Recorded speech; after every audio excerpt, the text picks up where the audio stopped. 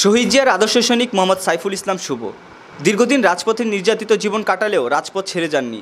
শহীদ জিয়ার আদর্শ বুকে ধারণ করে নেতৃত্ব দিয়েছেন, আগলে রেখেছেন নিজ ইউনিয়ন ছাত্রদল কর্মীদের।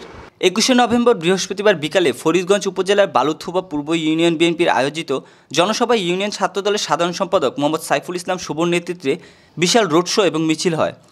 জনসভায় প্রধান অতিথি হিসেবে উপস্থিত ছিলেন ফরিদগঞ্জ উপজেলা বিএনপির আহ্বায়ক আলহাজ এম এ হান্নান। প্রধান বক্তা হিসেবে উপস্থিত ছিলেন বাংলাদেশ জাতীয়তাবাদী দল বিএনপির নির্বাহী কমিটির সদস্য কাজী রফিক। বিশেষ অতিথি হিসেবে উপস্থিত ছিলেন চাঁদপুর জেলা বিএনপির সাংগঠনিক সম্পাদক মুনির চৌধুরী। কর্মী বান্ধব নেতৃত্বের ফলেই তার ডাকে সাড়া দিয়ে হাজির হয় অনেক নেতাকর্মী। ইউনিয়ন ছাত্রদলকে আগলে রেখে এগিয়ে যেতে চান বহুদূর।